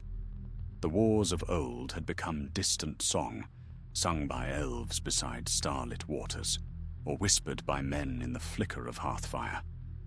Yet while kingdoms waned and forests deepened, the dark will of Sauron endured, patient as the turning of the world. His spirit, bound to the fate of the One Ring, gathered strength in secret, and his eyes turned ever westward, to Gondor, to Arnor, and to the scattered heirs of the Dunedain, who still carried the blood of Númenor in their veins. The White Council met often in those years. In the valley of Imladris, Elrond spoke with the wise, Galadriel of Lorien, Saruman the White, Gandalf the Grey, and Círdan of the Havens. They had learned that the dark power haunting Dol Guldur was indeed Sauron, though he had not yet revealed his name. He called himself the Necromancer, and through sorcery he gathered to himself the creatures of the wild, orcs, wolves, spiders, and worse. His servants spread fear across Rhovanion and the Greenwood, which men began to call Mirkwood, for a darkness crept beneath its boughs. Saruman counseled patience. "He grows," he said, "but he is not yet ready for open war. Let him reveal his hand, and then we shall strike." But Gandalf was troubled. If we wait, he will strengthen his hold, and it will be too late. Even now he hunts for something lost, something that he desires above all else. The ring still lies somewhere in the world. At that, Saruman's eyes gleamed faintly, though none noticed. "The ring is gone," he said. "It passed into the deeps of the sea or the fires of the earth. Let the necromancer seek ghosts. We have other concerns." And so the council did nothing, and the shadow deepened. Meanwhile, the ring's own tail wound quietly onward, hidden from the eyes of the great. In the darkness beneath the misty mountains, Gollum muttered and crept, nursing his precious through the endless years. His mind, split between love and hate, dreamed only of it, the golden thing that both sustained and devoured him. He had forgotten the sun and moon. The sound of the river was only a ghost in his memory. But the world above did not sleep. Travelers crossed the mountains, dwarves seeking lost halls, elves passing in secret, and wanderers of every kind. One of these, a small, curious creature named Bilbo Baggins, would one day stumble upon Gollum's lair. That tale, though filled with mirth and peril, would change the course of all ages to come. Yet in those days, it was still far ahead. The centuries turned like the slow grinding of stone. Arda in the north fell into ruin, divided by quarrels and wars among the Dunedain. At last, the kingdom broke into three, Arthedain, Cardolan, and Rhudaur, and each was weaker than before.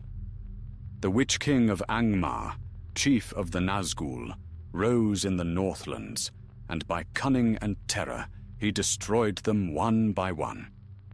Arthedain, the last realm of the northern kings, was consumed in flame, and its people scattered to the wild. The line of Isildur survived only in secret, passing from father to son among the rangers, who wandered nameless beneath the stars. In Gondor, too, decay took root. The blood of Númenor grew thin, and the wisdom of the kings faded. Still the realm was mighty, but its watch upon Mordor slackened, and its power began to wane. Great plague swept the land, and with it came fear. Many of the guard posts of the east were abandoned. The watch on the Black Land grew silent. At last, The white tree withered in the court of Minas Tirith, and the line of kings came to an end. The rule of Gondor passed to the stewards, who held the realm in trust, saying, "The king shall return." But the years lengthened, and none came. Through all this, the eye of Sauron opened once more in secret. His servants crept into the ruins of Barad-dûr, and there, in the heart of Gorgoroth, his will took shape again. A new shadow rose over Mordor, and the fires of Mount Doom burned red against the sky. Then the time came when Gandalf, growing ever more uneasy, entered Dol Guldur in disguise. The halls were black and silent, and a great fear lay over the land. In the deepest chamber, he found signs that chilled even his wise heart, writings and symbols of the eye, and the body of Thrain, father of Thorin Oakenshield, last king under the mountain. From him, Gandalf took a map and a key, and the dying dwarf whispered, "He is searching for the ring." That word sent Gandalf swiftly to the White Council. "It is no longer safe to wait," he said. "The necromancer is Sauron indeed. His servants stir the east, and his eyes are fixed upon the west. If we do not strike now, he will gather such strength that no force will move him again." Galadriel spoke in his favor, and at last Saruman agreed, though in his heart he sought the ring for himself. "Very well," said the White Wizard. "Let Dol Guldur be cast down." So it was done. The council moved against Sauron, and their combined might drove him from the fortress. The dark power fled eastward, abandoning Mirkwood, and the forest breathed once more. Yet Gandalf's heart was not eased. "He is not destroyed," he said to Galadriel in Lorien. "He has gone to Mordor. There he will rise again, and soon his full power will return." And so it was. In secret, the Dark Lord gathered to himself the Nine once more, and his armies swelled. His spies moved through the lands of men, stirring old hatreds, and his voice reached even into the dreams of the weak-hearted. In those same years, Bilbo Baggins, wandering lost in the depths of the mountains, found the One Ring, a trinket that shone faintly in the dark. Unknowing what he held, he placed it in his pocket, and thus the ancient weapon of Sauron passed into the hands of one least likely to bear it. From that day, the long game of anticipation began anew. The ring was awake once more, its will reaching toward its master, whispering through the years. And though Sauron did not yet know where it lay, he felt its stirrings, a tremor in the web of his dominion, a call like a heartbeat echoing faintly from the west. The fire in Barad-dûr flared higher. "It is near," said the Dark Lord, his voice like the grinding of iron. "The ring is found." Thus the world turned toward its doom once again, and the quiet years of the Third Age came to their end. The storm that had slept since the fall of Númenor was stirring, and in its heart waited the will of Sauron, unbroken and eternal. The age that followed was one of subtle beginnings, though its end would shake the very foundations of Middle-earth. From the smallest of deeds, fate began to weave its threads anew, binding the high and the humble in a tale that none could have foreseen. In the land of the Shire, nestled between green hills and quiet rivers, life passed in peace. Its people, the hobbits, were little known to the great of the world, for they loved comfort more than adventure. They tilled their gardens, smoked their pipes, and marked the years by the turning of the seasons. Few among them had ever seen a sword or heard the cry of battle. Among these folk was one named Bilbo Baggins, who had once journeyed far beyond his homeland with Gandalf the Grey and a company of dwarves. In that adventure, he had found a small golden ring in the darkness beneath the mountains, a curious trinket that made him invisible when worn. For many years, Bilbo kept it hidden, using it rarely, yet he grew strangely attached to it. It seemed to grant him unnatural youth, for while his friends aged, he remained much the same. Gandalf, wise and watchful, often visited the Shire, though none knew the full purpose of his comings. When at last Bilbo grew weary of his long years and resolved to leave his home to his heir, Gandalf was present at that quiet farewell. For the ring, which Bilbo now intended to pass to his young cousin Frodo, did not wish to be parted from him. It clung to his heart with unseen hands, whispering its will in the depths of his mind. When Gandalf urged him to leave it behind, Bilbo's temper flared like sudden fire. His eyes grew hard, his hand closed upon the ring, and for a moment the kindly hobbit seemed something else, a shadow of greed and fear. But Gandalf's voice rose stern and bright. "Bilbo Baggins, do not take me for some conjurer of cheap tricks. I am not trying to rob you, but to help you." The spell was broken. Bilbo trembled and let the ring fall to the floor. Then, as if a great weight had lifted, he sighed and smiled again, weary but free. "Well," he said softly, "it is time to go." He left the Shire that night, vanishing into the wild, and was seen by none again save the elves. The ring passed to Frodo, who kept it safely but uneasily, for he sensed in it something strange, a weight, a presence, a will of its own. Years passed, and the world beyond the Shire darkened. In the east, Sauron had returned openly to Mordor, and his eye blazed from the summit of Barad-dûr. Armies gathered to his call, orcs, Haradrim, and Easterlings, their banners black as ash. The Nine rode forth from the shadow of the Dark Tower, searching the lands for one thing only, the Ring of Power, which their master had long lost and long desired. It was Gandalf who first discerned the truth. Through long study and perilous searching, he learned from the records of Isildur what Bilbo's ring truly was. In the archives of Gondor, within the scrolls of Minas Tirith, he read the words, "This thing is precious, beyond all measure. It may be that it is none other than the Master Ring itself." His fears hardened into certainty when he cast the ring into the fire, and the hidden letters flamed upon its surface. One ring to rule them all, one ring to find them, one ring to bring them all, and in the darkness bind them. Thus the truth was revealed. The one ring had been found, and it lay now in the hand of a simple hobbit. Gandalf's heart was heavy. He knew that if Sauron regained it, all hope would perish. The Dark Lord's power was already growing.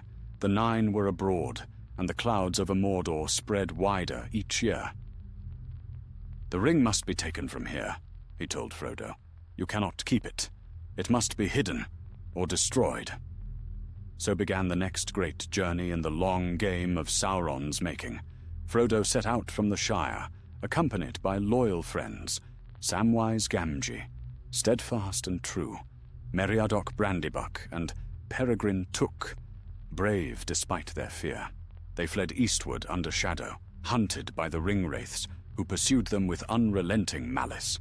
The Nine could sense the presence of the ring, though they knew not yet who bore it. Their coming brought terror to all who saw them, tall and cloaked in black, their unseen faces pale beneath their hoods, their voices the sound of death. Through peril and flight they came at last to the Valley of Rivendell, where Elrond held council with the wise and the free peoples of Middle-earth. There, beneath the bright banners of many realms, it was decided that the ring must be destroyed, and that to do so it must be taken into the very heart of Mordor, to the fires of Mount Doom, where it had been forged. None could bear such a burden save one of humble heart. Thus was formed the Fellowship of the Ring. Frodo the Ring-bearer, Gandalf the Grey, Aragorn son of Arathorn, last heir of Isildur, though his lineage was hidden, Legolas of the Woodland Realm, Gimli son of Gloin, Boromir of Gondor, and the 3 hobbits who had followed their friend through fire and fear. So began the last great chapter of Sauron's game, the one that would decide the fate of all Middle-earth. From Mordor, the eye watched ceaselessly, its light sweeping across the lands. The Dark Lord had not yet learned where his ring had gone, but he felt it stirring. His armies gathered upon the borders of Gondor and Rohan, and his will reached even into the dreams of the great. In Barad-dûr, the iron forges thundered, and the voice of Sauron murmured like fire upon the wind. "The time draws near," he said. "The ring is awake. It calls to me." And so the storm gathered once more, the storm that had begun in the Second Age, and would now, at last, reach its end.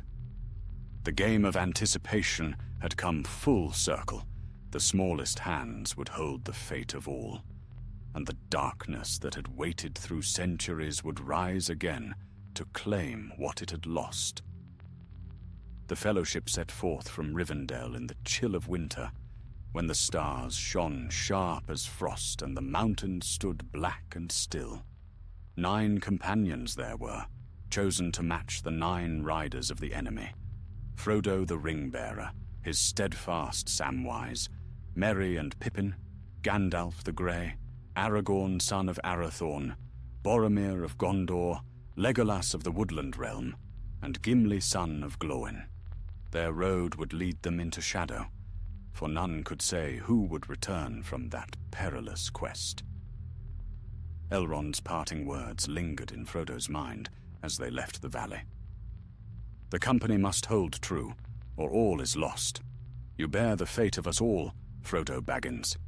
The shadow grows, and time is short."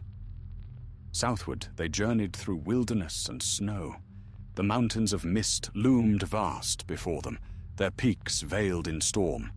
At last they came to Caradhras, the cruel pass.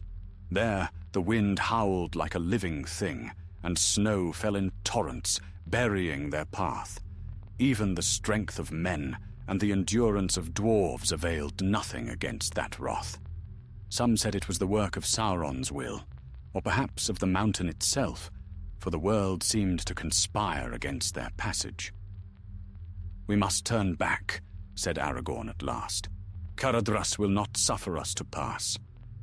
Then Gandalf's gaze fell toward the east. "There is another road," he said quietly, though dark and perilous. "The mines of Moria."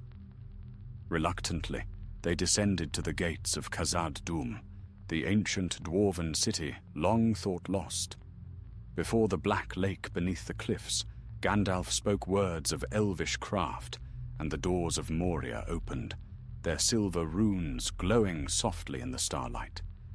Yet even as they entered, a great shadow stirred in the water, a creature of darkness, older than the world of men. It seized Frodo and dragged him toward the depths, but Aragorn and Boromir struck it down, and Gandalf cried, "Into the mines!" The company fled within, and the doors crashed shut behind them. In the halls of Moria, silence reigned, a silence heavy with death. The great city of the dwarves lay in ruin. Broken pillars and empty forges stretched as far as sight could reach. "This is not the glory my father told of," said Gimli softly, grief in his voice. They pressed on, their footsteps echoing in the dark. In the chamber of Mazarbul, they found the last words of Balin's folk, who had come to reclaim Moria and perished instead. "We cannot get out," read Gandalf from the crumbling pages. "Drums, drums in the deep." Then the drums began to sound. The orcs came upon them like a black tide. The Fellowship fought fiercely. Aragorn's blade flashed, Legolas's arrows sang, and Gimli's axe rang upon iron helms. They drove the enemy back for a time, but the ground shook, and from the farthest shadows rose a terror out of legend. The Balrog of Morgoth, flame and shadow bound together, its eyes burning like molten gold. "Fly!" cried Gandalf. "This foe is beyond any of you. Fly!" Across the bridge of Khazad-dûm they fled, the Balrog pursuing. Upon the narrow span, Gandalf turned and faced it, his staff raised high. "You cannot pass!" he thundered. Fire leapt, shadow coiled, and the bridge cracked beneath their feet. Gandalf struck the stone with his staff, and both he and the Balrog fell into the abyss. The company escaped into the sunlight of Lothlorien, but their hearts were heavy. There they were received by Galadriel, Lady of the Golden Wood, whose beauty shone like moonlight upon the water. She looked upon Frodo with deep understanding, and spoke softly. "You are the ring-bearer. To bear such a burden is to walk ever in shadow. Yet even the smallest hand may shape the fate of the world." In Lorien they rested and were healed, but the shadow of loss remained. When at last they departed, Galadriel gave each of them a gift. To Frodo she gave a small crystal phial filled with the light of Erendil's star, saying, "May it be a light to you in dark places, when all other lights go out." So they came to the great river Anduin, following its flow southward. Their fellowship grew strained. Boromir, proud and troubled, felt the pull of the ring more strongly with each passing day. He spoke often of Gondor's need, of the wars that raged at its borders, and how the power of the ring might be turned against Sauron. "Why should we not use it?" he said. "The weapon of the enemy could become our strength." But Frodo saw the shadow in his eyes, and feared him. At last, when the fellowship reached the falls of Rauros, Frodo stole away to think alone. There Boromir found him, and pleaded once more. When Frodo refused, despair and the ring's whisper overcame him, and he tried to take it by force. "Forgive me!" he cried as Frodo vanished before him, the ring upon his finger. But Frodo did not hear. He fled, heart pounding, through the forest. Soon after, the orcs of Isengard fell upon the fellowship. Boromir redeemed his honor, standing alone to defend Merry and Pippin. Blown through by many arrows, he fell at last beside the river, his horn broken, his sword red with blood. "They have taken the little ones," he gasped as Aragorn found him. "I tried to save them." "You have kept your honor," said Aragorn, kneeling beside him. "Rest now, son of Gondor. Your valor will not be forgotten." Thus the fellowship was broken. Frodo and Sam crossed the river in secret, striking out toward Mordor alone, while Aragorn, Legolas, and Gimli turned westward in pursuit of the captured hobbits. The great quest had entered its second path, one of courage and sacrifice, of friendship tested by fire. Far away in Mordor, the eye of Sauron turned toward the east. He felt the stirring of his ring, faint but growing stronger. The fires of Orodruin flared high, and a voice whispered through the dark halls of Barad-dûr. "It begins," said the Dark Lord. "The prey moves toward the snare."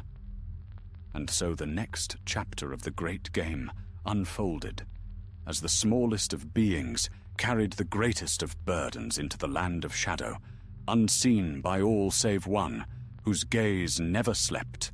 The shadow lengthened across Middle-earth. Though the fellowship was broken, their courage endured, each part of that sundered company now moving upon its own road, yet all still bound by the same fate, the will of the ring and the gathering darkness of Sauron's design.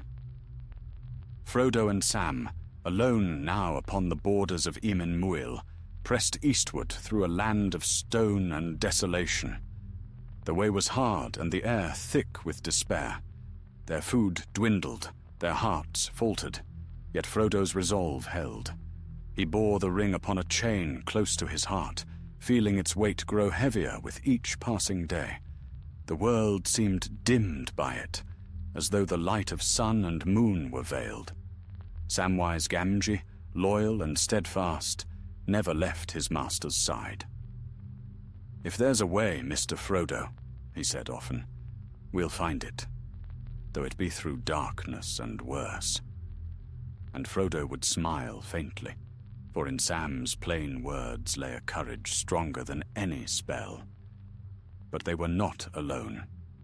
In the cold nights, they felt eyes upon them, eyes that glimmered faintly in the dark. One evening, as they crept among jagged stones, a whisper rose from behind, hissing, hungry, filled with malice. Gollum had returned. Once Sméagol, now twisted by centuries of the ring's power, he had tracked them from afar, drawn by the pull of his precious. When at last they caught him in a snare of elvish rope, he writhed and wept, begging mercy. "Sméagol will serve the master. We swears it on the precious, yes, we swears to be good." Frodo looked into his pale eyes and saw something pitiable, a broken creature enslaved by its own greed. Against Sam's protests, he chose mercy. "You shall guide us to Mordor," he said, "and if your words prove true, you shall go free." So Gollum became their guide, leading them through dead marshes, where pale lights danced upon black waters, and the faces of the dead looked up from the depths. The air stank of decay, and even the stars seemed faint. Yet still they followed, for there was no other path. Meanwhile, far to the west, Aragorn, Legolas, and Gimli pursued the orcs who had captured Merry and Pippin. For 3 days and nights they ran across the plains of Rohan, swift and tireless. At last, upon the 4th dawn, they came upon a host of horsemen clad in white and green, the riders of Rohan, led by Eomer, Marshal of the Mark. Aragorn hailed them in the ancient tongue, naming himself as one of the Dunedain. "We seek our friends," he said. "They are small, and were taken by the servants of Saruman." Eomer's eyes narrowed. "Strange tales are abroad," he said. "Orcs from the north cross our lands, and Saruman, who was once our ally, now breeds monsters in the pits of Isengard. Yet of your small folk we have seen none alive. We slew the orcs by the river, and none escaped." Though hope faltered, the 3 companions rode to the site of the battle, and there, amid the ashes and trampled grass, they found signs that gladdened their hearts, the tracks of hobbit feet leading into the forest of Fangorn. Within that ancient wood, Merry and Pippin had indeed escaped their captors. They wandered beneath trees older than the world of men, where great roots wound like serpents, and a deep, green silence lay heavy. There they met Treebeard, eldest of the Ents, shepherd of the forest, whose eyes shone with the slow wisdom of ages. When they told him of Saruman's treachery and the war gathering in the east, Treebeard's heart stirred with wrath. "Many are my roots, deep in time," he said, "and the evil of the White Wizard is a blight upon them. Long have I watched his hand despoil the trees. Now the Ents shall go to war." The ground trembled as he called his kin. From every glade and hollow they came, vast and silent, until the forest itself seemed to walk. They marched upon Isengard, where Saruman, in his pride, had raised the Tower of Orthanc, ringed by walls of stone and engines of fire. The Ents broke his defenses like reeds before a storm. The river was turned upon the valley, and Isengard was drowned. When Gandalf returned, no longer the grey but Gandalf the White, reborn in flame and light, he found the ruin already wrought. "Your labors were not in vain," he told Treebeard. "The shadow moves swiftly now, and the time of war is come." In Rohan, King Theoden sat beneath the spell of Saruman's servant, Wormtongue, who whispered poison in his ear. But Gandalf cast down the enchantment, and the king rose again, his strength renewed. Under his banner, the riders of Rohan gathered, preparing for the storm that would soon break upon them. Meanwhile, in the Black Land, Sauron's hosts were mustering. His forges thundered day and night, his orcs marched in endless ranks, and his banners of red and black unfurled across the plain of Gorgoroth. The eye blazed above Barad-dûr, its gaze sweeping the world. He felt the movement of his ring, though he could not see it. The pieces of his design were falling into place. From Isengard, Saruman's ruin spread, a shadow born of envy and pride. He had built an army of his own, crossing the fields of Rohan like a tide of steel. But at the Hornburg of Helm's Deep, his legions met their match. Aragorn and King Theoden stood upon the walls, their swords bright in the darkness. The battle raged through the night, until, with the coming of dawn, Gandalf rode forth with Erkenbrand and the riders of the Westfold. The valley shone with sudden light, and the orcs fled in terror to the forest, where the waiting Ents ended them. Thus the first victory of the West was won, but Gandalf's eyes were grave. "This is but the opening move," he said. "The great war lies ahead, and the eye of Sauron is turned toward us." Far away, Frodo and Sam stood upon the desolate plains before Mordor. Gollum led them by secret paths to the pass of Cirith Ungol, where he whispered of a way unseen by the enemy. But in his heart, treachery stirred once more. He looked upon Frodo, sleeping in the dim light of Mordor's sky, and his eyes gleamed with hunger and hatred. "Sméagol promised," he hissed softly, "but the precious belongs to us. We will have it. Yes, we will." And in the dark above them, the clouds of Mordor swirled like smoke, lit by the fire of the mountain, as if the land itself waited, breath held for the endgame of Sauron's long anticipation to unfold. The air of Mordor hung heavy with ash and fire, and the land lay shrouded in the color of despair. Black mountains hemmed it in, their jagged peaks crowned with smoke. Far away in the east, the red glare of Orodruin burned like the heart of the world, and from its summit rose a ceaseless stream of flame. The eye of Sauron watched unblinking from Barad-dûr, searching every road, every shadow. Yet even he, in his pride, could not see all. Upon the dark border of that dread land crept two small figures, weary, hungry, and near to despair. Frodo Baggins and Samwise Gamgee had come at last to the very doorstep of the enemy. Their cloaks, woven by the elves of Lorien, were grey as the stones, and their feet were silent as wind upon dust.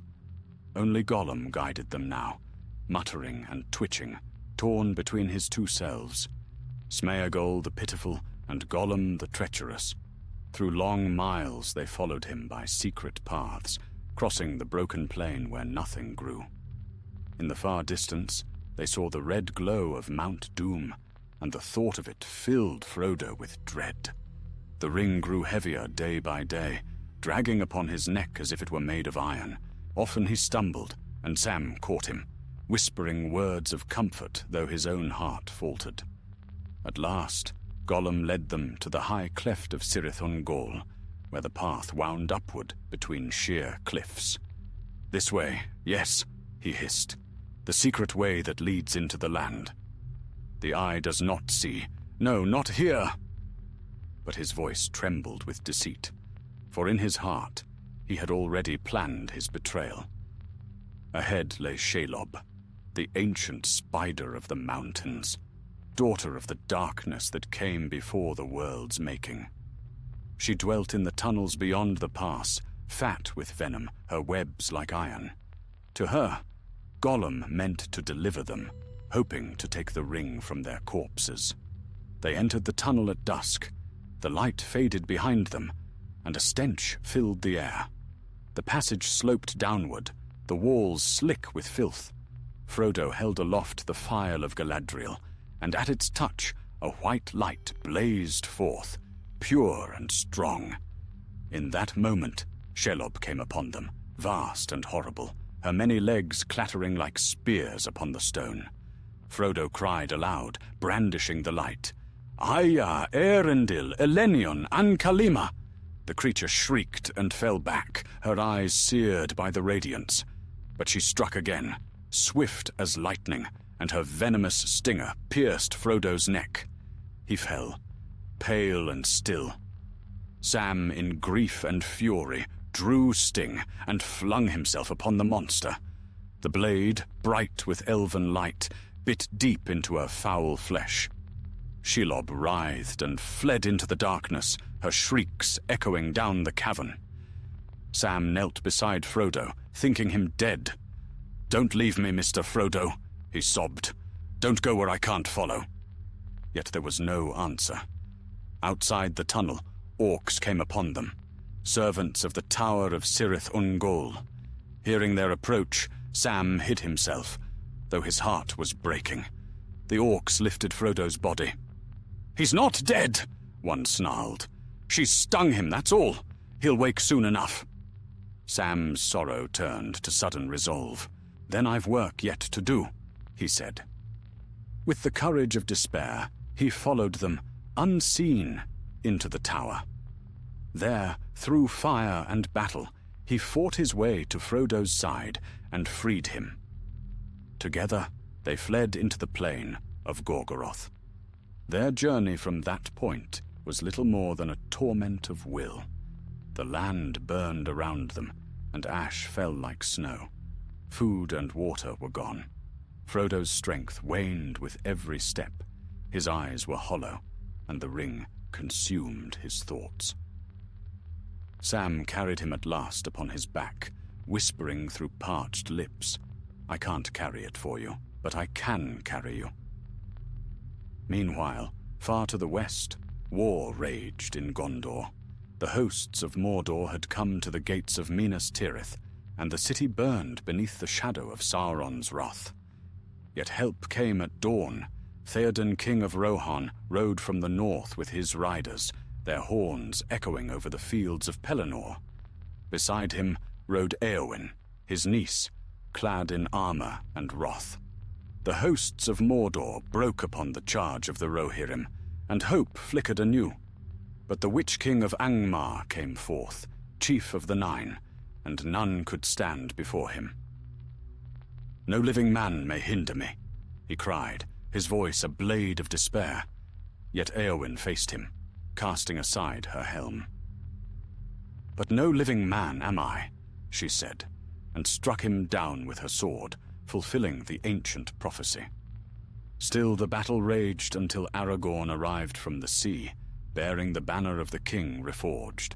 With him came Legolas and Gimli, and the black ships of the corsairs now flew the white tree of Gondor. The tide turned, and the hosts of Mordor were broken. Then, to draw Sauron's gaze from the true peril, Aragorn led his army to the black gate of Mordor itself. There they stood before the vast legions of the enemy, though they knew they could not win by strength of arms. "We fight for Frodo," said Aragorn quietly. "We fight for the world that must be free."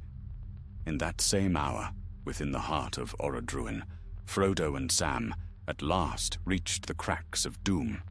The ring burned like fire upon Frodo's hand, its voice whispering endlessly, "I am your treasure. I am your fate." He stood upon the brink, staring into the molten abyss, trembling. Then he turned. "I will not do this deed," he said. "The ring is mine." Before Sam could speak, Frodo placed it upon his finger and vanished. The eye of Sauron flared, its will piercing every shadow. In that instant, the Dark Lord understood his peril. But it was too late. For Gollum, wild and mad with hunger, had crept upon them unseen. He leapt, grasping at Frodo, and they struggled upon the edge. Gollum bit the ring from Frodo's hand with a cry of triumph, and fell. Down he plunged into the fire, clutching his precious, and the world was changed. The mountain erupted, the fire of its heart bursting forth. Barad-dûr cracked from base to crown, and the eye of Sauron wavered and was gone. The towers of Mordor fell, and a wind of great might swept over the land, carrying away the darkness. Upon the slopes of the mountain, Frodo and Sam lay amid the ruin. "It's done," whispered Frodo faintly. "The ring is no more." Sam smiled through tears. "Then let the world be at peace." They would have perished there, but the eagles came, great wings beating through the clearing sky, bearing them to safety. And so the War of the Ring ended, and the long game of Sauron was broken. His power was unmade, his spirit scattered upon the winds, never again to take form in the world. In the years that followed, the kings of men rose anew, and the White Tree bloomed once more. The elves began their long journey west, and peace returned to Middle-earth. But memory remained, of a small hobbit who bore the greatest burden, and of the shadow that had reached for all things and failed. For though Sauron's kingdom was ended, the echo of his will lingered, a warning to all who would hunger for power, and a reminder that even the smallest heart may triumph where the great have fallen. Thus the age closed, and the world turned quietly toward dawn.